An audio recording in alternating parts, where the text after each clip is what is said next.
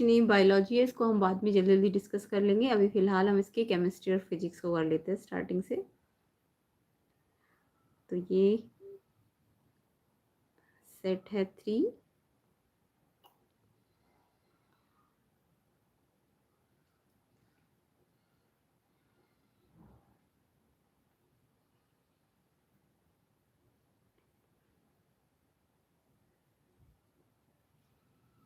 तो bio portion को थोड़ी देर बाद डिस्कस करेंगे। अब फिलहाल इसके केमिस्ट्री और फिजिक्स पोर्शन को डिस्कस कर लेते हैं। तो देखो section B chemistry 17th question, aqueous solution turn red litmus blue, excess addition of which of the following solution would reverse the change. तो एक्वस सोल्यूशन रेड लिटमस को blue कर रहा है, अगर एक्सेस एडिशन किसका डाले कि वो चेंज रिवर्स हो जाए। तो देखो रेड ब्लू में चेंज हो रहा है, इसका मीनिंग क्या है? रेड अगर ब्लू में चेंज हो रहा है, इसका मीनिंग होता है कि आपका जो सब्सटेंस है वो बेस है। रेड ब्लू का मतलब तो यही होता है।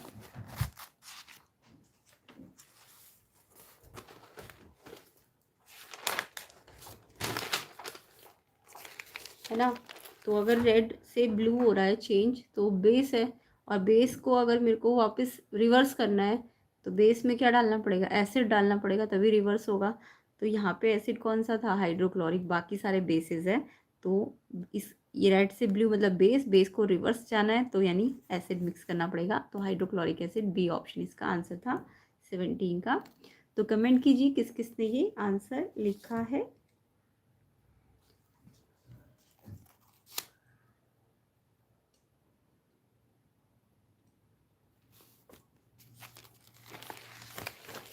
तो बाकी सारे तो यहाँ पे आपको दिख रहे होंगे। क्या है?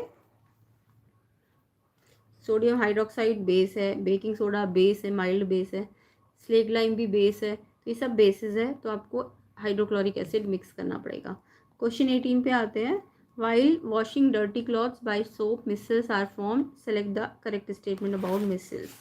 तो यहाँ पे करेक्ट स्टेटमेंट ढूंढनी थी, तो यहाँ पे आपको आयनिक एंड के बारे में पता होना चाहिए, वो किससे अट्रैक्ट होता है एंड जो चेन है वो किससे अट्रैक्ट होती है। तो ऑप्शन ए इसका आंसर होना चाहिए। ठीक है, तो हाइड्रोफोबिक टेल जो होती है वो इंटीरियर होती है, हाइड्रोफिलिक एंड सरफेस पे होता है। तो ऑप्शन ए आंसर है इसका। नेक्स्ट क्वेश्चन नंबर 19 देखिए। Which one of the following metal does not react with cold water. कौन सी मेटल है जो कोल्ड वाटर के साथ रिएक्ट नहीं करती? तो रिएक्टिविटी सीरीज अगर आपको याद होगी तो सोडियम, पोटेशियम, जितनी भी रिएक्टिव मेटल्स है वो कोल्ड वाटर के साथ रिएक्ट करती है। पर जो मीडियम वाली होती है, मिडिल वाली, मैग्नीशियम के बाद वाली, वो कोल्ड वाटर के साथ रिएक्ट नहीं करती है। मैग्नीशियम के बाद तो सोडियम, पोटेशियम, कैल्शियम, ये तीनों तो ठंडे पानी से रिएक्ट कर लेती है क्योंकि ये रिएक्टिव मेटल्स है। बट मैग्नीशियम जो है वो हॉट वाटर के साथ रिएक्ट करती है, तो मैग्नीशियम यहाँ पे कोल्ड वाटर के साथ रिएक्ट नहीं करती है, इसलिए मैग्नीशियम आंसर है, ऑप्शन डी। तो 19 का आंसर आपका ऑप्शन डी मैग्नीशियम हो जाएगा। तो किस किस बच्चे ने 19 का आंसर मैग्नीशियम लिखा है, उनका आंसर करेक्ट है। बाकी अदर कोर्स के सोल्यूशन भी मिल जाएंगे। व्हाट्सएप नंबर पे अपना क्वेश्चन का पीडीएफ सेंड कर देना, तो आपको अदर कोर्स के सोल्यूशन भी मिल जाएंगे थोड़ी देर बाद। करेंगे अभी फिजिक्स सेक्शन भी करेंगे, कंप्लीट करेंगे। तो यहाँ पे 19 का आंसर मैग्नीशियम हो जाएगा। नेक्स्ट क्वेश्चन पे आते हैं। क्वेश्चन 20 है आपका। C6H12O6 + 6O2 give 6CO2 6H2O। तो ये आपको पता है ना, ग्लूकोज बर्न हुआ तो ये क्या होता है? रेस्पिरेशन होता है। जब ग्लूकोज इस साइड हो, ग्लूकोज बर्न हो रहा है, तो इट मीन्स रेस्पिरेशन प्रोसेस है ये। रेस्पिरेशन में तो CO2 और H2O रिलीज होता है। तो यहाँ पे आपका रेस्पिरेशन प्रोसेस है, और रेस्पिरेशन कैसा होता है? एक्सोथर्मिक रिएक्शन होती है। जो रेस्पिरेशन है वो एक्सोथर्मिक रिएक्शन है। तो सी ऑप्शन है इसका आंसर। तो कौन सा रिएक्शन हो रहा है? रेस्पिरेशन एंड एक्सोथर्मिक है। अगर ये ग्लूकोज इसके इस साइड होता ना, मान लो ग्लूकोज यहाँ होता, तो तब आपका फोटोसिंथेसिस होता। अगर ग्लूकोज इस साइड होता तो फिर फोटोसिंथेसिस होता, तो वो एंडो होता, एंडोथर्मिक। लेकिन यहाँ पे रेस्पिरेशन हुआ इसलिए एक्सोथर्मिक है। क्लियर? ऑप्शन सी है इसका आंसर क्वेश्चन 20 का। कमेंट कीजिए किस किस बच्चे के आंसर सही है, एंड वीडियो को शेयर कर दो, ज़्यादा से ज़्यादा लाइक कर दो, कंप्लीट सोल्यूशन मिलेगा, जल्दी जल्दी लाइक कर दो। नेक्स्ट क्वेश्चन देखो, तो ऑप्शन सी एक्सोथर्मिक रिएक्शन है यहाँ पे। 21 देखिए, the volume ratio of hydrogen oxygen gases liberated during electrolysis of water. तो जब वाटर का इलेक्ट्रोलिसिस करते हैं तो H2O2 रिलीज होती है, तो सबको पता है। अब उनका वॉल्यूम रेशियो भी आप ज़्यादातर बच्चे याद करके जाते हैं, तो आई होप सबने याद किया होगा। तो जब आप H2O को इलेक्ट्रोलिसिस करते हो तो H2O2 बैलेंस करो रिएक्शन को। अब देखो, जब बैलेंस करोगे ना तो ये 2 पार्ट है और ये 1 पार्ट है, तो ये वॉल्यूम रेशियो ही होता है। ये जो कॉफिशिएंट है ना, यही वॉल्यूम रेशियो है, तो इसका वॉल्यूम रेशियो 2:1 बनाता है। और अगर मास रेशियो, वैसे तो पूछा नहीं इन्होंने, मास रेशियो पूछते तो जनरल नॉलेज के लिए याद रखना, हाइड्रोजन 1 पार्ट, मास 1 पार्ट है मास वाइज, और ये 8 पार्ट है, तो मास रेशियो 1:8 है। बट वॉल्यूम रेशियो पूछा है तो 2:1, जो कॉफिशिएंट है उन्हीं से वॉल्यूम रेशियो बन जाएगा। ऑप्शन बी आंसर है क्वेश्चन 21 का। नेक्स्ट क्वेश्चन देखिए, तो 2:1 है answer. Shoulder is an alloy of, बहुत इंपॉर्टेंट क्वेश्चन था। शोल्डर अलॉय है किसकी? लेड और टिन से बनती है। ये किससे बनती है? लेड और टिन से। ये वेल्डिंग पर्पज में यूज होती है क्योंकि इसका मेल्टिंग पॉइंट लो होता है। कैसा होता है? मेल्टिंग पॉइंट लो होता है। तो शोल्डर किससे बनी है? लेड और टिन से। ठीक है, ऑप्शन सी आंसर है इसका। चलिए नेक्स्ट क्वेश्चन पे आते हैं। 23rd way, which one of the following chemical use in soda acid fire extinguisher. Soda acid fire extinguisher जो आग बुझाने में काम आते हैं ना, उनमें कौन सा केमिकल यूज होता है? तो आपने पढ़ा होगा जो आपका बेकिंग सोडा होता है ना, बेकिंग सोडा, उसको हम कहते हैं sodium hydrogen carbonate. Sodium hydrogen carbonate ये सोडा एसिड फायर एक्सटिंग्विशर्स में यूज होता है। ऑप्शन बी है आंसर। तो सोडा फायर एक्सटिंग्विशर में सोडियम हाइड्रोजन कार्बोनेट NaHCO3, इसे बेकिंग सोडा भी कहा जाता है। और केक बनाने में भी इसका यूज़ करते हैं ना, केक बनाने में NaHCO3 प्लस H प्लस, यानी कि बेकिंग पाउडर का यूज़ किया जाता है। बट सोडा फायर एक्सटिंग्विशर्स में हम NaHCO3 का यूज़ करते हैं। ऑप्शन बी आंसर है। चलिए नेक्स्ट क्वेश्चन देखो, तो कमेंट कीजिए किस किस ने ये आंसर्स लिखे हैं एंड कैसा गया एग्जाम, इजी था हार्ड था, सारे बच्चे कमेंट करके बताइए। एंड वीडियो को शेयर कर दो, लाइक कर दो। क्वेश्चन 24 देखिए, in the question 2 statements given, assertion reason है यहाँ पे। एजर्शन है pure ethanoic acid also known as glacial acetic acid. या आपने पढ़ा होगा ना, इथेनॉइक एसिड जब प्योर फॉर्म में होता है तो उसे ग्लेशियल एसिटिक एसिड कहते हैं। बिल्कुल करेक्ट है। रीजन है pure ethanoic acid often freezes during winter due to the low melting point of 290 kelvin. ये भी करेक्ट है। एंड ये मेल्ट हो जाता है, इसलिए ये ग्लेशियल एसिटिक एसिड, मतलब ये बर्फ की तरह दिखता है बिल्कुल। तो रीजन एक्सप्लेन भी कर रहा है कि क्यों इसे ग्लेशियल एसिटिक कहा जाता है। तो इट मीन्स आपका एजर्शन करेक्ट है, रीजन करेक्ट है, एक्सप्लेनेशन भी करेक्ट है। तो इसलिए ऑप्शन ए आंसर। क्या है इसका आंसर? Option A. दोनों करेक्ट भी और एक्सप्लेनेशन भी करेक्ट है। ऑप्शन ए क्वेश्चन 24 का आंसर है। नेक्स्ट क्वेश्चन पे आते हैं। नेक्स्ट क्वेश्चन है आपका, write the balanced chemical equation for the preparation of. Balance chemical equation, sodium hydroxide by electrolysis of brine solution. Brine solution मतलब NaCl का जो सोल्यूशन होता है, उससे सोडियम हाइड्रोक्साइड बनाने की आपको रिएक्शन बनानी थी, प्रिपरेशन रिएक्शन जो होती है। तो ये तो सबको ही आती होगी। क्लोर एल्कली प्रोसेस भी कहते हैं इसको। हम क्या कहते हैं? क्लोर एल्कली प्रोसेस। इंपॉर्टेंट होता है ये क्लोर एल्कली। तो इसमें NaCl ब्राइन सोल्यूशन होता है, H2O और इलेक्ट्रिसिटी देते हैं, तो ये NaOH यानी कि सोडियम हाइड्रोक्साइड में कन्वर्ट हो जाता है। और क्लोर है तो क्लोरीन बनेगी, हाइड्रोजन बनेगी। बाकी एक्स्ट्रा पूछते हैं तो ये एनोड में बनता है, और जो हाइड्रोजन है आपका कैथोड में बनता है। ये याद रखा करो, एनोड। और इसका वॉल्यूम रेशो 1:1 बनता है। ठीक है, तो ये आपका क्लोर एल्कली प्रोसेस भी कहा जाता है इसको। तो 25 का आंसर ए, ऑप्शन ए का तो ए है। नेक्स्ट इसमें था सोडियम कार्बोनेट बनाने का प्रिपरेशन। तो सोडियम कार्बोनेट तो आपको आता ही होगा, एसिड बेस वाले चैप्टर में आपने पढ़ा होगा। Na2CO3 कैसे बनता है।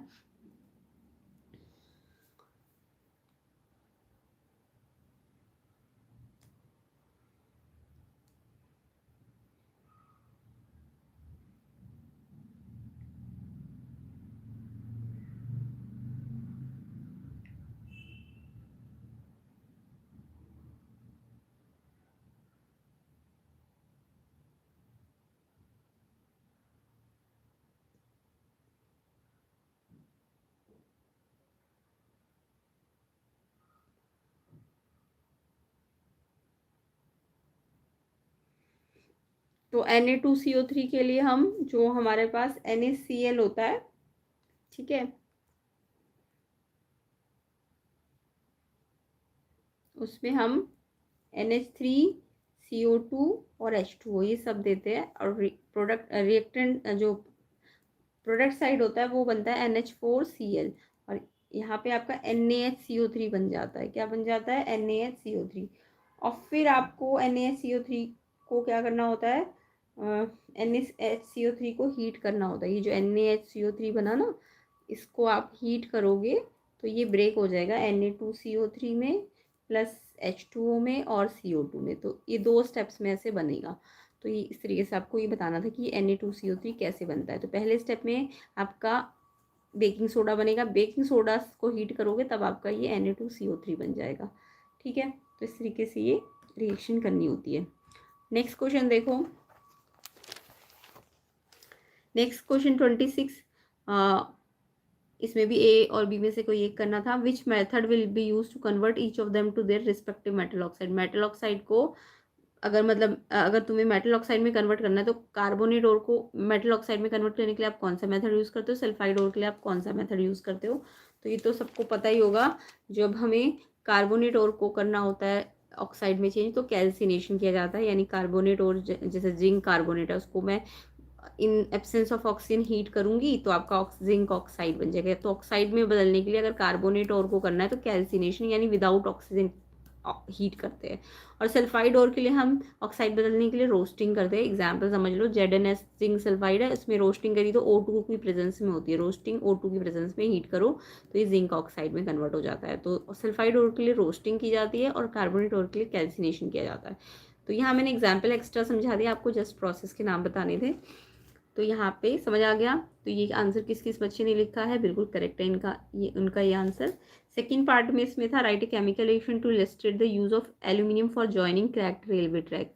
तो एल्यूमिनियम को कैसे यूज़ किया जाता है रेलवे ट्रैक्स को ज्वाइन करने में। तो यहाँ पे आपको थर्माइट रिएक्शन में जो वेल्डिंग रिएक्शन है वो बतानी थी, और इसमें aluminium as a reducing agent काम करेगा कार्बन की जगह। तो थर्माइट रिएक्शन या वेल्डिंग रिएक्शन भी कहते हैं इसको, इंपॉर्टेंट होती है, ये पहले भी बताई गई थी आपको। तो इसमें क्या होता है, एल्यूमिनियम को यूज़ करते हैं किसके साथ, आयरन ऑक्साइड के साथ Fe2O3। तो इसमें क्या होगा, जब आप एल्यूमिनियम को करोगे तो एल्यूमिनियम आयरन को डिस्प्लेस करेगा, और जो एल्यूमिनियम ये जो ऑक्सीजन है ऑक्साइड आयरन ऑक्साइड से एल्यूमिनियम ऑक्साइड में कन्वर्ट हो जाएगा। ठीक है, और ये जो आयरन होगा ना वो लिक्विड या मॉल्टन स्टेट में मिल जाएगा, और ये बहुत ही एक्सोथर्मिक प्रोसेस होगा। तो आयरन आपको लिक्विड फॉर्म में मिलेगा, इसलिए इसको आप रेलवे ट्रैक्स को ज्वाइन करने में यूज़ करते हो, यानी वेल्डिंग में यूज़ करते हो इस रिएक्शन को। होती है थर्माइट रिएक्शन है, बट यहाँ पे आयरन आपको लिक्विड फॉर्म में मिल जाता है जिससे, और बहुत एक्सोथर्मिक रिएक्शन होती है, लिक्विड फॉर्म में आ जाता है आयरन, जिससे आपको रेलवे ट्रैक्स को जोड़ने में हेल्प मिलती है। तो ये इसका आपको रिएक्शन करके दिखाना था। थर्ड है during extraction of metal electrolytic refining use to obtain pure metal which material will be used as anode and cathode for the refining of copper metal by this process. तो आपको पता है जो highly reactive metals होती है उनको अगर मेरे को रिफाइन करना है, रिफाइनिंग करनी है, तो उनके लिए हमें क्या करना होता है,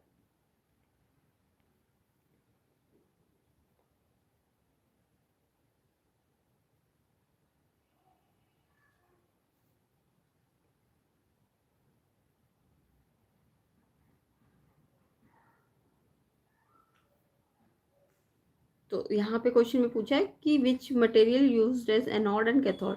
तो रिफाइनिंग में एक जगह हम इम्प्योर किसकी रिफाइनिंग कर रहे हैं, कॉपर की ना। तो इम्प्योर जहाँ कॉपर होगा वो एनोड में होगा, और जो प्योर कॉपर होता है वो कैथोड में होता है। तो आपको बताना था जो एनोड है वहाँ इम्प्योर कॉपर होगा और कैथोड में आपका प्योर कॉपर होता है, बस इतना ही बताना था। ठीक है, और इसके अलावा बस यही पूछा था कौन सा मटेरियल यूज होगा एनोड में और कैथोड में। तो एनोड में आपको इम्प्योर मेटल लगानी है और कैथोड में आपको प्योर मेटल लगानी है। नेक्स्ट है right all the reactions involve in the extraction of zinc from ZnS। Zinc sulphide से जिंक में जाना है, जिंक को एक्सट्रैक्ट करना है, तो क्या क्या करोगे। देखो सल्फाइड तो अभी बताई थी रोस्टिंग होती है, सल्फाइड और के लिए क्या करनी पड़ेगी, आपको रोस्टिंग करनी पड़ेगी। तो सबसे पहले तो आप जिंक सल्फाइड से जिंक ऑक्साइड में कन्वर्ट करने के लिए रोस्टिंग करोगे, अभी समझाया था ये। रोस्टिंग में ऑक्सीजन और हीट करते हैं ऑक्सीजन के साथ, तो ऑक्साइड और सल्फर डाइऑक्साइड गैस बनती है। फिर देन आपको ये जो जिंक ऑक्साइड मिला होता है इसको रिडक्शन करना होता है कार्बन से। तो जिंक ऑक्साइड को कार्बन से रिड्यूस करते हो तो आपको जिंक मिल जाएगा और कार्बन मोनोऑक्साइड गैस बन जाएगी। तो आपका ZnS से Zn में आप पहुंच जाओगे 2 स्टेप करके। तो इस तरीके से इसकी हम रोस्टिंग और रिडक्शन करेंगे। नेक्स्ट देखो, नेक्स्ट है hydrogen gas not evolve when most of the metal react with nitric acid, give reason. तो देखो ज़्यादातर एसिड्स तो क्या करती है, मेटल्स के साथ रिएक्ट करके हाइड्रोजन गैस बनाती है ना। बस लो रिएक्टिव मेटल्स नहीं करती, हाइड्रोजन नहीं बनाती है, बट जितनी भी हाइड्रोजन से ऊपर वाली मेटल्स होती है वो क्या करती है, मेटल जो होती है वो एसिड के साथ रिएक्ट करके क्या बनाती है, H2 गैस बनाती है। बट नाइट्रिक एसिड जो है वो हाइड्रोजन गैस सारे मेटल्स के साथ नहीं बनाता है। वो क्यों नहीं बनाता है, क्योंकि नाइट्रिक ऑक्साइड जो है HNO3, ये जो एसिड है ना ये एक स्ट्रॉन्ग ऑक्सीडाइजिंग एजेंट है, और ये क्या करता है, ऑक्सीडाइज कर देता है जो भी हाइड्रोजन बन रही होती है ना उसको वाटर में ऑक्सीडाइज कर देता है। इसलिए इससे हम H2 नहीं बना पाते। सिर्फ मैंगनीज मेटल और मैग्नीशियम मेटल इन्हीं से H2 बन देगा रिएक्शन करके।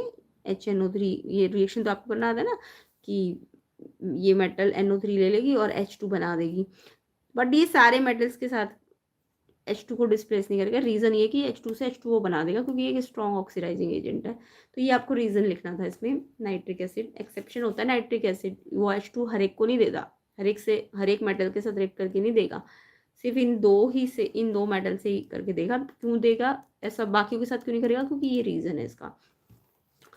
तो यहाँ पे सेकेंड क्वेश्चन हो गया 26 का। 27 देखिए, write two observation when green colour crystal ferrous sulphate are heated in a boiling tube.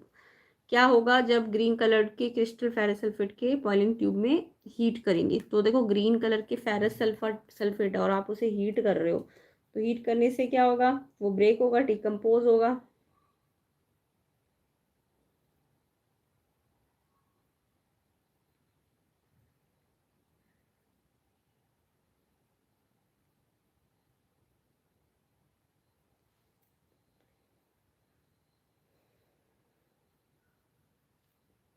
तो आपको लिख देना ग्रीन कलर जो है क्रिस्टल का वो डिसअपियर हो जाएगा और ब्राउन ब्लैक सॉलिड फॉर्म्ड हो जाएगा। और यहाँ पे SO2 SO3 गैसेस बनेंगी। कौन सी गैसेस बनेगी, SO2 और SO3। तो green colour disappear, brown black colour आ जाएगा, और जो गैसेस है वो SO2 और SO3 बनेगी। ठीक है, तो वो रिएक्शन आपको आता ही होगा। Why brown coloured copper powder turn black on heating. जो ब्राउन कलर कॉपर पाउडर होता है जब हीट करते हैं तो हीटिंग मतलब ब्लैक कलर का हो जाता है, क्योंकि वो कॉपर ऑक्साइड में कन्वर्ट हो जाता है। क्या बन जाता है, कॉपर से कॉपर ऑक्साइड। तो यहाँ पे आपको कॉपर को जब आप हीट करोगे ना तो कॉपर ऑक्साइड में कन्वर्ट हो जाएगा। ठीक है,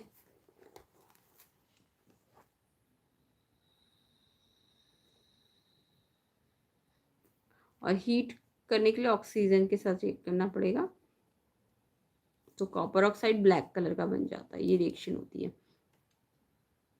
बाकी कैल्शियम कार्बोनेट को जब थर्मल डिकम्पोज करोगे तो कैल्शियम ऑक्साइड और कार्बन डाइऑक्साइड में चेंज हो जाता है। तो ये रिएक्शन थी इसकी।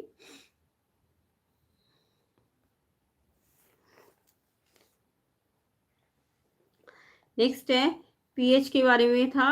पीएच में आपको पता है कि जो पीएच होता है, स्ट्रेंथ होती है वो H+ और OH- पे डिपेंड करती है, और पीएच स्केल बताता है कि एसिड और बेस की स्ट्रेंथ को कैसे प्रिडिक्ट किया जाता है। ठीक है, कैसे बताता है, हाइड्रोजन आयन कंसंट्रेशन बताता है, मेजर करता है।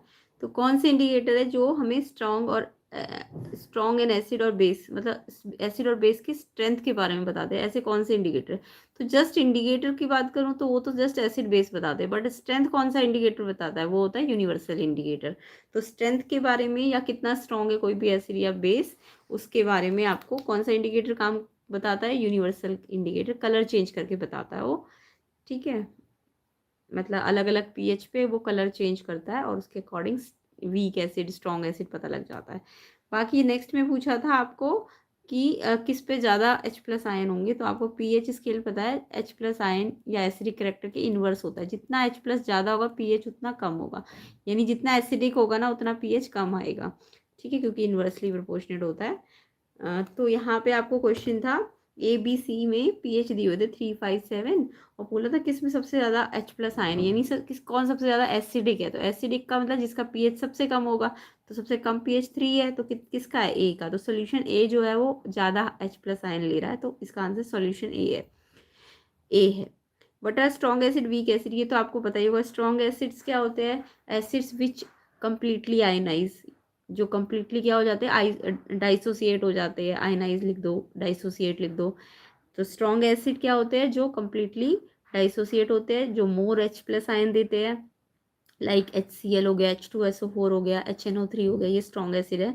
एंड वीक एसिड क्या होते हैं, जो पार्शियली डाइसोसिएट होते हैं, यानी जो लेस H+ आयन देते हैं, जो लेस H+ आयन देते हैं। और वीक एसिड में जैसे एसिटिक एसिड हो गया CH3COOH, या फिर कार्बोनिक एसिड हो गया H2CO3, तो ये वीक एसिड होते हैं। तो ये आपको लिखना था इसमें।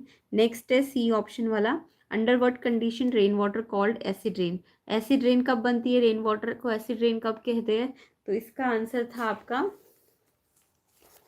जब पीएच उसका बिलो 5.6 चला जाता है, तो उसको एसिड रेन कहते हैं। क्लियर। नेक्स्ट आपको छांटना था इनमें से कौन से एसिड वीक एसिड है। अभी मैंने नाम भी बताए थे, नाइट्रिक एसिड, हाइड्रोक्लोरिक, ये तो आपके स्ट्रॉन्ग एसिड्स है, क्योंकि ये कम्प्लीटली डाइसोसिएट हो सकते हैं। बट जो एसिटिक एसिड है, फॉर्मिक एसिड है, एसिटिक, फॉर्मिक, फॉर्मिक मतलब मिथेनॉइक, मिथेनॉइक एसिड, एसिटिक एसिड, ये आपके वीक एसिड होते हैं। सल्फ्यूरिक स्ट्रॉन्ग एसिड है, ठीक है। तो वीक कौन कौन से, एसिटिक और फॉर्मिक। तो यहाँ पे आंसर आपका था एसिटिक एसिड, फॉर्मिक एसिड, ये वीक एसिड्स है। क्लियर। तो ये इसका आंसर था। नेक्स्ट क्वेश्चन देखो, 29 में अटेम्प्ट करना था ए और बी में से एक। तो carbon can not form C4+ cation and C4- anion, explain करो। C4+ का मतलब वो ना तो लॉस कर सकता है 4 इलेक्ट्रॉन्स को, और C4- मतलब वो ना तो गेन कर सकता है 4 इलेक्ट्रॉन्स का। तो क्यों नहीं कर सकता है ऐसा, तो ये आपने पढ़ा भी होगा कि जो कार्बन होता है वो ना तो लॉस करेगा ना गेन करेगा। लॉस का मतलब ना तो वो C4+ आयन बनाएगा, और गेन का मतलब ना वो C4- आयन बनाएगा। रीज़न क्या है, पहला रीज़न है कि अगर वो लॉस करता है 4 इलेक्ट्रॉन, यानी वो अगर C4+ आयन बनाता है तो उसको ज़्यादा एनर्जी चाहिए होगी। और अगर वो गेन करता है, मतलब C4- आयन बनाएगा, तो वो गेन करेगा, गेन करने का मतलब उसका न्यूक्लियस अनस्टेबल हो जाएगा, वो होल्ड नहीं कर पाएगा 10 इलेक्ट्रॉन को एक साथ। तो इसलिए वो शेयर करता है, ना तो वो लॉस करता है ना गेन करता है। इस रीज़न से वो ना तो C4+ आयन बनाएगा और ना C4-। नेक्स्ट था इसका होमोलोगस सीरीज कार्बन कंपाउंड की क्या है, तो ये तो आप पढ़ के गए होंगे। होमोलोगस सीरीज क्या होती है, series of consecutive members same functional group and CH2 atom difference, कितना 1 C 2 H का डिफरेंस होता है कंसेक्यूटिव मेंबर्स के बीच में, एंड 14 यूनिट मास का डिफरेंस होता है। फिजिकल प्रॉपर्टी डिफरेंट होती है, मेल्टिंग बॉइलिंग डिफरेंट होते हैं, बट केमिकल प्रॉपर्टी सेम होती है। तो ये आपको होमोलोगस से पढ़ के ही गए होंगे। What are the melting and boiling point of C4H10 higher than C3H8 C2H6। तो जब देखो मैंने भी बताया होमोलोगस सीरीज में फिजिकल प्रॉपर्टी डिफरेंट होंगी, मतलब मेल्टिंग बॉइलिंग चेंज हो जाएंगी जैसे जैसे कंपाउंड जो मतलब फंक्शनल ग्रुप सेम होना चाहिए। देखो ये C4H10 है, ये C3H8 है, ये C2H6 है, तीनों फंक्शनल ग्रुप किसकी होमोलोगस सीरीज के, ये एल्केन के होमोलोगस है। C2H6 C3H8 कॉन्जिक्यूटिव मेंबर्स है ना, तो ये एल्केन के कॉन्जिक्यूटिव मेंबर्स है। बट जो सबसे नीचे वाला है C4H10, वो उसका मेल्टिंग पॉइंट बॉइलिंग पॉइंट ज़्यादा है। रीज़न क्या है इसके पीछे, तो मेल्टिंग पॉइंट बॉइलिंग पॉइंट जितना ज़्यादा मॉलिक्यूल बड़ा होता जाएगा ना सेम फंक्शनल ग्रुप का, उसका साइज मतलब उसका मॉलिक्यूलर मास बढ़ गया, तो इसका मॉलिक्यूलर मास ज़्यादा आ रहा है। तो जितना ज़्यादा मॉलिक्यूलर मास होगा मेल्टिंग पॉइंट उतना ज़्यादा होगा, बॉइलिंग पॉइंट उतना ज़्यादा होगा। तो आप रीज़न दोगे कि इसका मॉलिक्यूलर मास ज़्यादा है इनसे, इसलिए इसका मेल्टिंग बॉइलिंग ज़्यादा हो जाएगा। What happens when ethanol is heated with acidified potassium dichromate. तो ये रिएक्शन तो आपको आती होगी, जब इथेनॉल को आप, इथेनॉल मतलब C2H5OH, इसको पोटेशियम डाइक्रोमेट के साथ आप ऑक्सीडाइज करते हो, तो ये ऑक्सीडाइजिंग एजेंट होता है। ये क्या होता है, ये ऑक्सीडाइजिंग एजेंट होता है।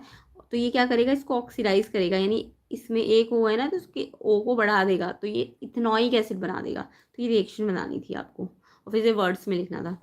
नेक्स्ट है ऑप्शन वाला, how would you name the following. तो यहाँ पे नेमिंग करने के लिए आप सी को पहले देखो, 1 2 3, 3 C है ना, तो 3 C का मतलब प्रॉप लगा दो, और लास्ट वाले को CHO मिला है तो अल लगा दो, प्रोपेनल। तो 3 C का मतलब क्या होता है, प्रॉप, प्रोपेन तक लिखो, प्रोपेनल, और अल लगा दो क्योंकि CHO लास्ट में अल लगेगा, एल्डिहाइड है क्योंकि ये CH3C ट्रिपल बॉन्ड CH, ये ट्रिपल बॉन्ड है आई होप। CCC कितने C है, 3C है, इसमें भी प्रोपेन तक तो प्रॉप तक तो लिखना है और ट्रिपल बॉन्ड है तो आइन लगा दो, तो प्रॉप लिख के आइन लगा दो ट्रिपल बॉन्ड, अगर डबल बॉन्ड होता तो ईन लग जाता, ENE। ठीक है, नेक्स्ट क्वेश्चन देखो, when ethanol react with ethanoic acid in the presence of concentrated H2SO4 एक स्वीट स्मेल सब्सटेंस बनता है, यस एस्टर बनता है, इसमें स्वीट स्मेल जहाँ भी बोले एस्टर यानी एस्टरिफिकेशन रिएक्शन पूछी गई थी आपसे।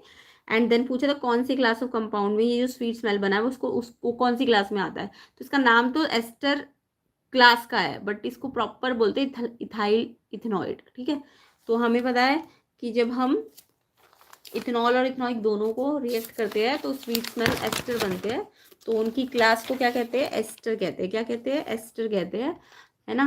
और फिर रिएक्शन बतानी थी, जैसे इथेनॉल है, इथेनॉइक है, कंसनट्रेटेड H2SO4 है, तो आपका एस्टर कैसे बनेगा, CH3COO तक लो इसको और इसको C2H5 तक लो, तो ये एस्टर बन जाएगा और H और OH अलग होके H2O बना देंगे, तो ये एस्टर स्वीट स्मेल आती है इसमें से, तो इस क्लास को हम एस्टर कहते हैं। वैसे इसका नाम इथाइल इथेनॉइट है, क्या है, इथाइल इथेनॉइट।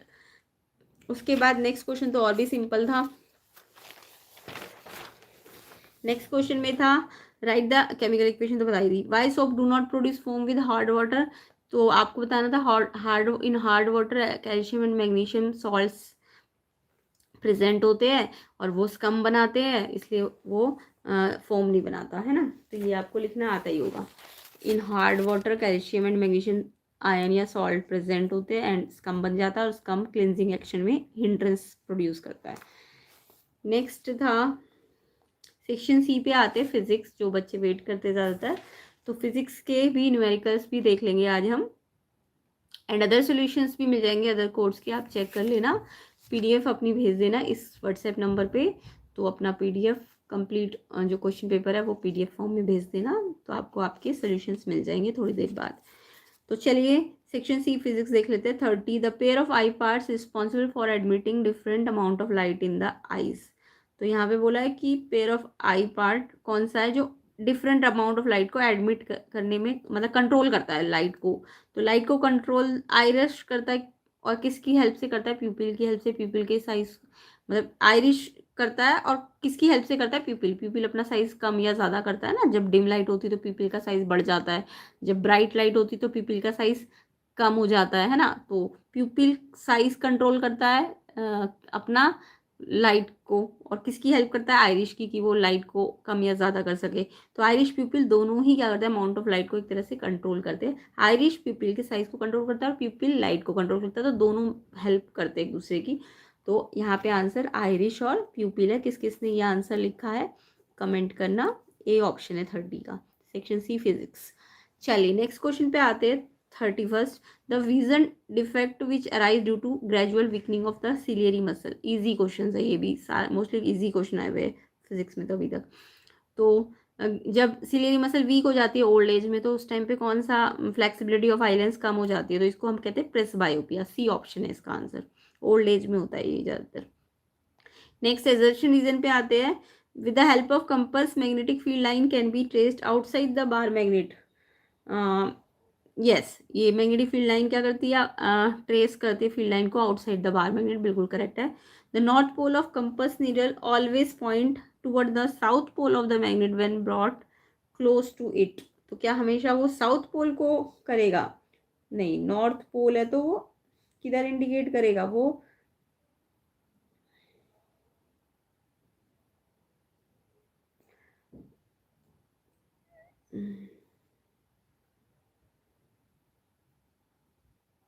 मतलब वो उन्होंने बोला है कि always point south pole of the magnet and brought close to it, नहीं करता वो north pole of earth magnetic field करता है,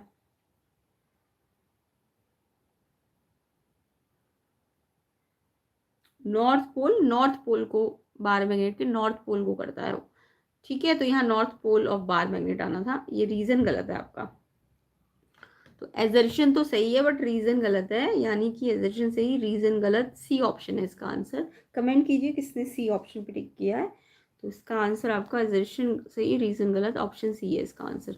नेक्स्ट क्वेश्चन देखेंगे नेक्स्ट क्वेश्चन है आपका, अ fuse in electric circuit rated 4 ampere can it be use with an electric meter of rating 2 kilowatt 200 volt, explain your answer. तो यहाँ पे जो fuse है उसकी रेटिंग 4 एम्पियर है। पहले आप इससे यहाँ इस वाले इलेक्ट्रिक हीटर की आप करंट निकाल लो, फिर चेक करो कि किसका ज़्यादा है किसका कम है। तो यहाँ पे आपको दिख रहा है कि जो इलेक्ट्रिक हीटर है उसका आपको एक तो 2 किलोवाट का मतलब तो पावर दी हुई है। अच्छा, पावर किलोवाट में नहीं लेनी, वॉट में लेनी है, तो 1000 से मल्टीप्लाई कर देना। और वी आपको दिया है तो पावर होती है वी आई, तो आई निकल जाएगा पी से वी को डिवाइड करके। तो 2000/200 करोगे तो ये 10 एम्पियर आएगा, जबकि आपको दिया हुआ था 4 एम्पियर का फ्यूज़ है। तो 10 एम्पियर तो 4 एम्पियर से ज़्यादा होता है। तो अगर ये फ्यूज़ कम है और आपका रीडिंग ज़्यादा है करंट की, तो फ्यूज़ वायर मेल्ट हो सकती है और सर्किट ब्रेक हो जाएगा। तो इसलिए हम इसको यूज़ नहीं कर सकते। नो, नो है इसका आंसर। ठीक है।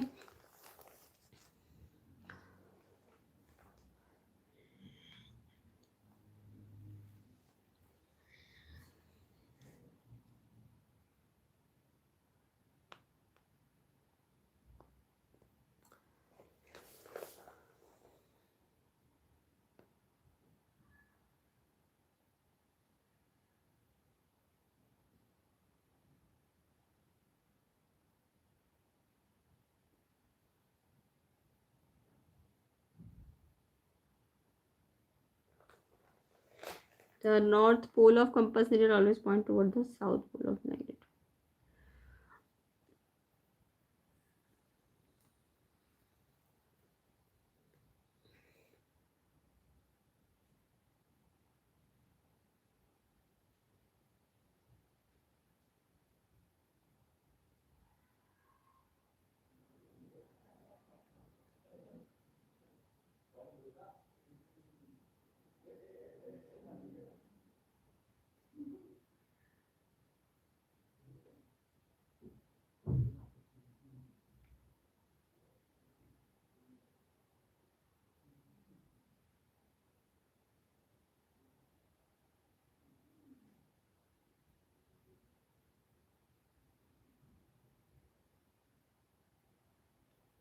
क्वेश्चन सही है।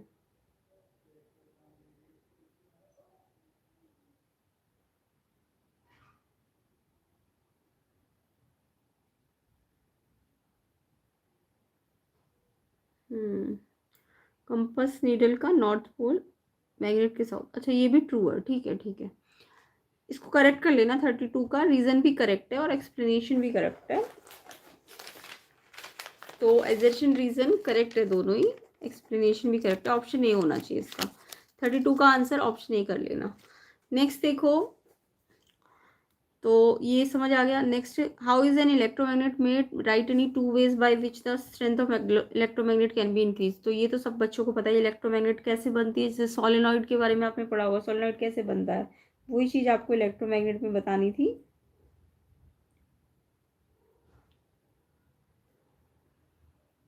तो इलेक्ट्रोमैग्नेट में कैसे बनती है, जब आप क्या करते हो, उसको वाइंड कर देते हो ना। किससे वाइंड करते हो, कॉपर वायर से।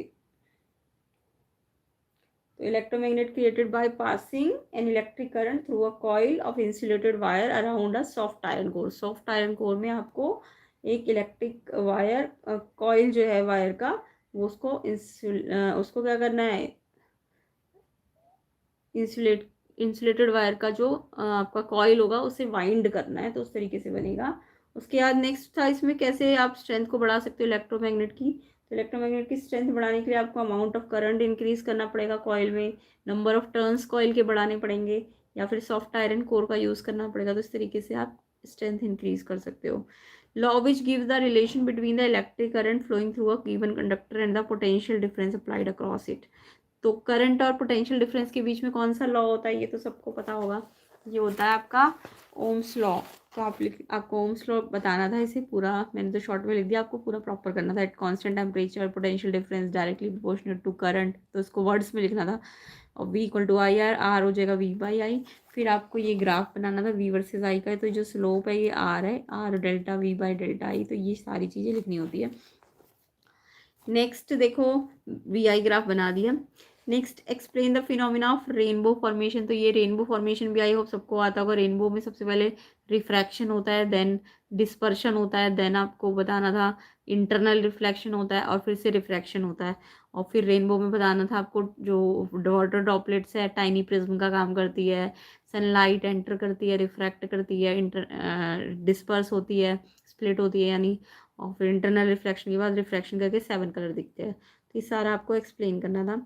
यहाँ पे 36 में आपको एक हॉर्शो मैग्नेट लगी है। ये आपको एक रॉड दी हुई है, तो इसमें पूछा था on the basis of given circuit arrangement answer the following. What happens to the rod A B when the key K is closed end Y. क्या होगा रॉड ए बी का जब की को आप क्लोज करोगे। तो इसमें आपको लिखना था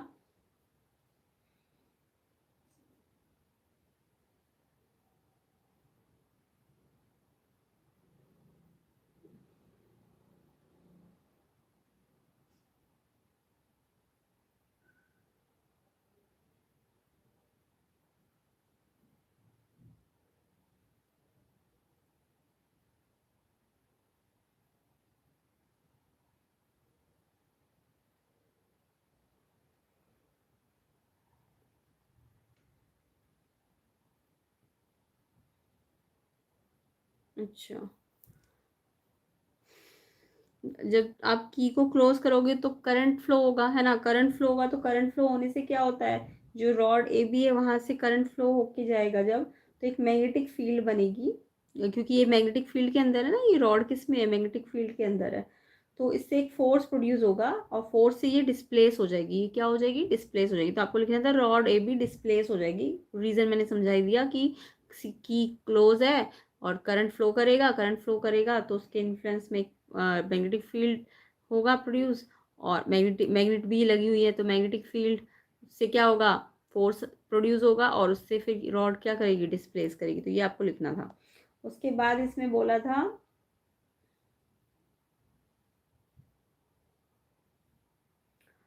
रूल पूछा था, कौन सा रूल लगेगा अगर हमें रॉड का बिहेवियर जानना है। तो फ्लेमिंग का जो लेफ्ट हैंड रूल है फोर्स को पता करने में काम आएगा, तो उस फ्लेमिंग के लेफ्ट हैंड रूल को आपको एक्सप्लेन करना था। ठीक है। 37 है, a mirror used for a rear view mirror automobile has a focal length 2 metre if a car is located at 8 metre from the mirror find out the position of the image. इस numerical को देख लो सारे बच्चे और देखना correct किया है कि नहीं आपने।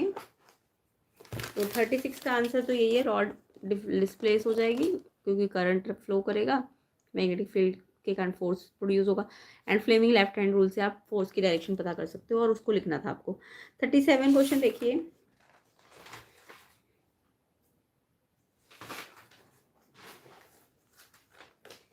37 क्वेश्चन में आपको फोकल लेंथ दी है 2 मीटर, रियर व्यू मिरर है तो समझ जाओ कॉन्वेक्स मिरर है, rear view mirror convex mirror को कहते हैं। अब आपको बोला कार 8 मीटर पे, यानी ऑब्जेक्ट डिस्टेंस दिया हुआ था 8, और ऑब्जेक्ट डिस्टेंस माइनस में लेते हैं, मीटर में कन्वर्जन करने की ज़रूरत नहीं थी आपको। अब आपको यहाँ पे मिरर फॉर्मूला लगाना था 1/1/v 1/u।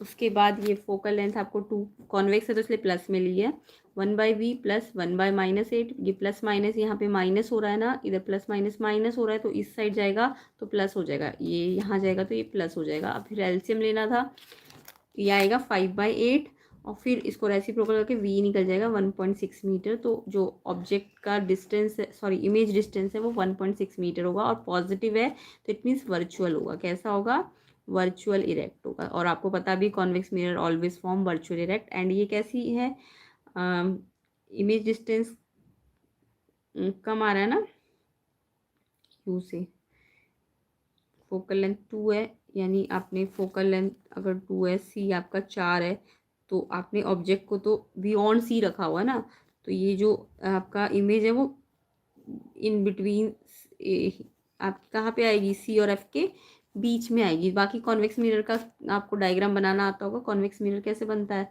ऐसे करके आपको करना होता है।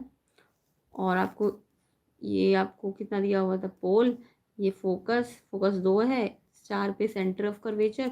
तो ऑब्जेक्ट तो आपने 4 से भी पीछे रखा हुआ है ना, 8 है, तो ये यानी कि ऑब्जेक्ट आपने यहाँ रखा हुआ है, सी से भी पीछे रखा हुआ है। तो सी से पीछे रखा हुआ है तो पहले तो पैरेलल लाइट रेज भेजो, डाइवर्स करवाओ फोकस से, फिर सी वाली रे भेजो, ये सी से ही जाएगी, है ना, और फिर दोनों कहीं ना कहीं कॉन्वेक्स मिरर है ना, तो ये तो ऊपर काटेगी, पहले सी से डाइवर्स करेगी,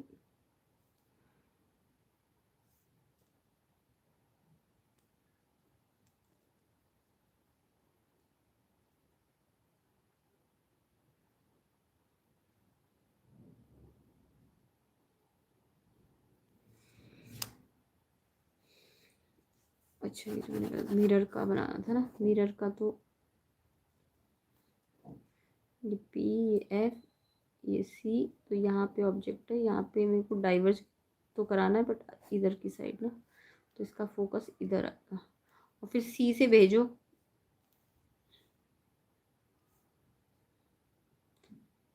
तो ये सी से ही आ जाएगी, है ना,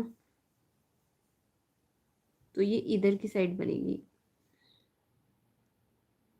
वी पॉजिटिव होगा ना, इधर नहीं, इधर की साइड से बढ़ाने पे मिलेगी कहीं पे। तो डायग्राम आप खुद स्केल वगैरह से बनाओ इसका।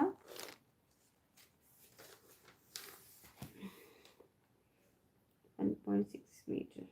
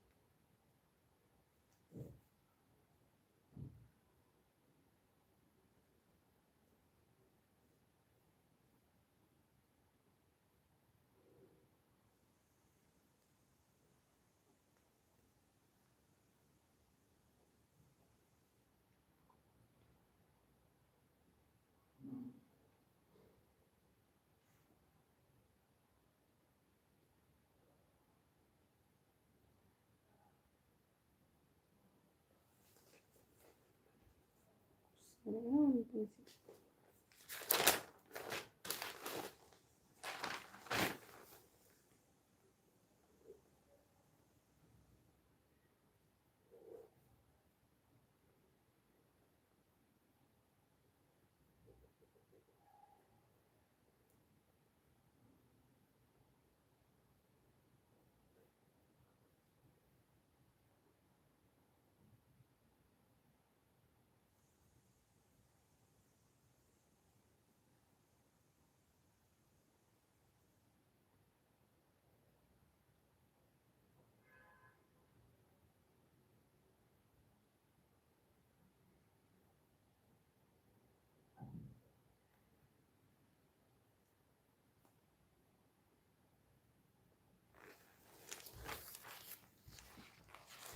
तो ये फोकस से कहीं पहले यहाँ पे इंटरसेक्ट कहीं करेगा, आप करके देखना है इसको। पहले तो यहाँ पे रखा सी से पीछे 8 पे, तो फिर ये पैरेलल, फिर ये डाइवर्स होके रिफ्लेक्ट हो जाएगा, एंड देन फोकस वाला केस पैरेलल, और फिर यहाँ तो ये मीट नहीं कर रहा, तो ये यहाँ पे कहीं पे मीट करेगा, और इसे आप स्केल से बनाओगे तो ये फोकस से पहले फोकस 2 है ना, तो 1.6 पे कहीं पे इंटरसेक्ट करेगा, तो ऐसा कुछ बताएगा मैंने कहा इसमें। नेक्स्ट क्वेश्चन देखो,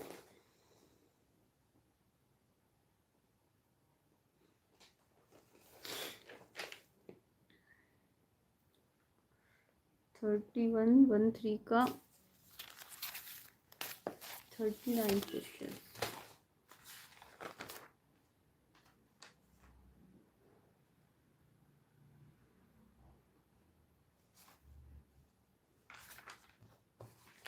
थर्टी वन वन थ्री के फिजिक्स के क्वेश्चंस आपको थोड़ी देर बाद मिल जाएंगे। चलिए, तो आपको क्वेश्चन समझ आ गया। नेक्स्ट देखो, नेक्स्ट आपका था नेक्स्ट आपका ये टेलीस्कोप से है, इसको अभी हम थोड़ी देर बाद करेंगे। 39 का एक बार जल्दी से देख लो।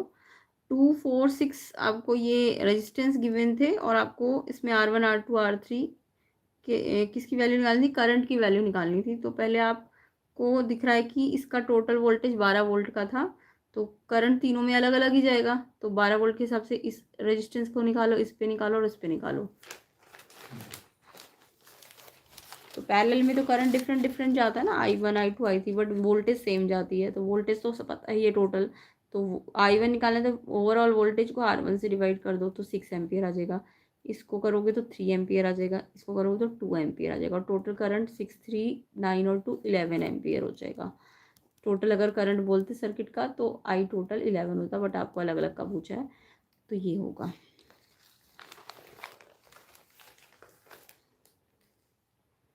बाकी ये भी पता होगा इलेक्ट्रिकल रजिस्टिविटी क्या होती है। Resistance of 1 cube material, 1 cube किसी भी मटेरियल का 1 क्यूब का जो रेजिस्टेंस होता है उसको उसकी रजिस्टिविटी कहते हैं। क्या कहते हैं? उसकी रजिस्टिविटी कहते हैं। तो it is defined as the resistance of conductor that material having unit length and unit area of cross section। तो ऐसा मटेरियल जिसका यूनिट एरिया और यूनिट लेंथ हो तो उसको हम उसकी रजिस्टिविटी कहते हैं। और ये मटेरियल की प्रॉपर्टी होती है, उसके लेंथ या एरिया से उसका कोई उस वो लेंथ और एरिया पे डिपेंड नहीं करती है, ठीक है, मटेरियल के नेचर पे डिपेंड करती है। उसके बाद आपको बोला था if the length and area of cross section of wire both are double तो क्या होगा। तो देखो लेंथ और एरिया दोनों को डबल किया है ना, तो लेंथ और एरिया को अगर डबल किया है तो आप रेजिस्टेंस निकाल के देखो नए वाला।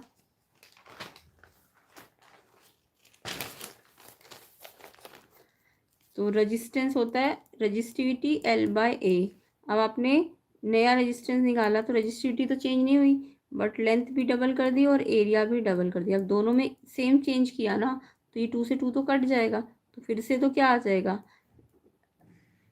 जो नया रेजिस्टेंस है वो पुराने के ही तो क्या आ जाएगा, इक्वल आ जाएगा। तो सेम रहेगा। जब आप दोनों को डबल कर रहे हो तो इट मीन्स दोनों को डबल कर रहे हो तो रेजिस्टेंस नए वाला पुराने के ही इक्वल हो जाएगा, ठीक है, तो सेम रहेगा।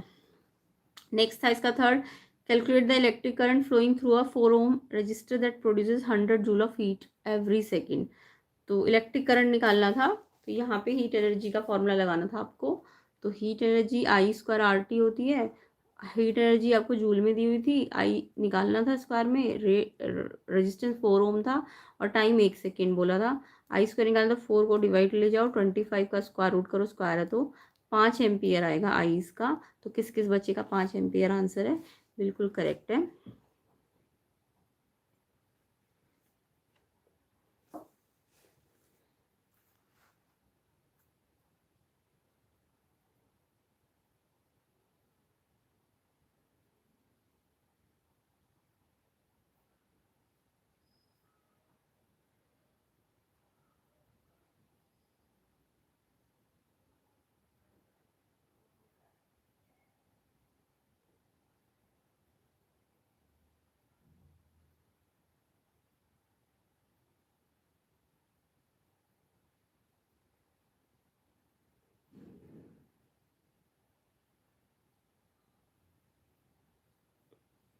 तो यहाँ पे ये वाला भी एक बार देख लो जल्दी से। ये आपका टेलीस्कोप का डायग्राम बना हुआ है, ठीक है, क्वेश्चन 38 पे।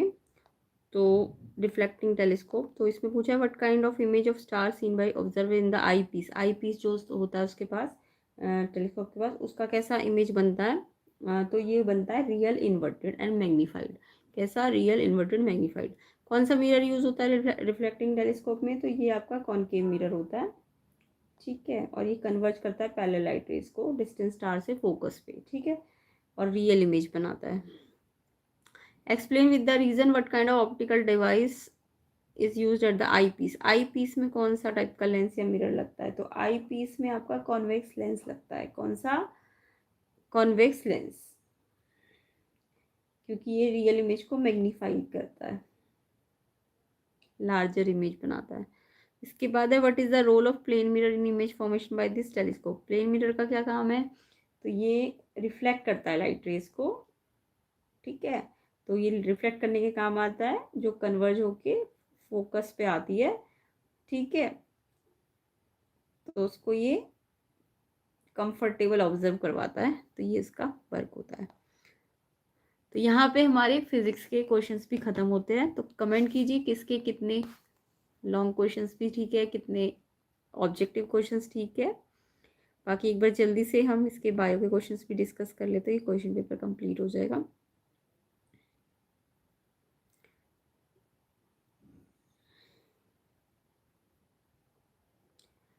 तो सेक्शन ए बायो को देख लो, MCQ question. Given below are the some of the statements regarding our environment. Change in our lifestyle have resulted by greater amount of waste material generation, change in attitude. इसका answer है आपका statement regarding और environment के बारे में जो था। तो इसमें सेकंड और फोर्थ ठीक है, तो एक मिनट, फोर्थ ठीक है, ये हमारे एनवायरनमेंट के बारे में।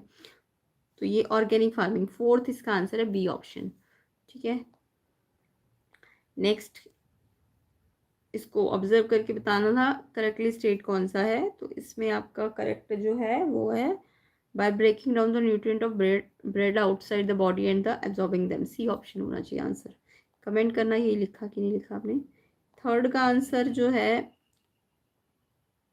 इसमें पी पॉइंट हो रहा है, तो ये फॉर्मेशन ऑफ फ्रूट को शो कर रहा है, सी ऑप्शन होना चाहिए इसका। फोर चैम्बर्ड हार्ट कैरेक्टरिस्टिक किसका है, फिश का, रेप्टाइल का, एम्फीबियन का कि मैमल्स का, तो ये आंसर मैमल्स है, डी ऑप्शन है आंसर। ट्रांसलोकेशन प्रोसेस जिसमें प्लांट डिलीवर करता है, क्या डिलीवर करता है, organic substance from leave to other part of the plant, D option है answer. In human being the oxygen rich blood pumped out to the body by, pumped out होता है कैसे, इसका आंसर भी डी है, contraction of left ventricle, ठीक है। इसके बाद इसका आप मुझे कमेंट करके बताओ सेवंथ का आंसर आप क्या लिख के आए हो।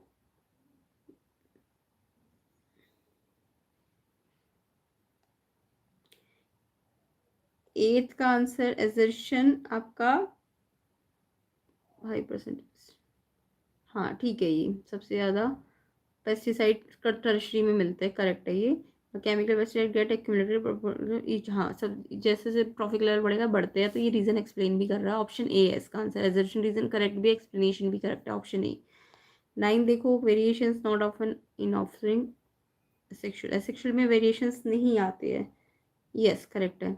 DNA molecule generated by replication not similar, ये गलत है। एजर्शन सही है, रीजन गलत है, ऑप्शन सी है इसका आंसर। तो यहाँ पे हमारा बायो का भी ऑब्जेक्टिव क्वेश्चन कंप्लीट होता है। कमेंट करना कितने सही है, एंड वीडियो को शेयर कर देना, लाइक कर देना, चैनल में नहीं हो तो चैनल को सब्सक्राइब कर देना, एंड अदर कोर्स के सोल्यूशन भी मिल जाएंगे, प्लेलिस्ट चेक कर लेना और अपने PDF क्वेश्चन पेपर के सेंड कर देना। तो कमेंट कर देना सारे बच्चे कितने सही है आपके, और कैसा लगा आपको, इजी था हार्ड था, एंड प्लेलिस्ट को चेक कर लेना, वीडियो को शेयर कर देना, लाइक कर देना।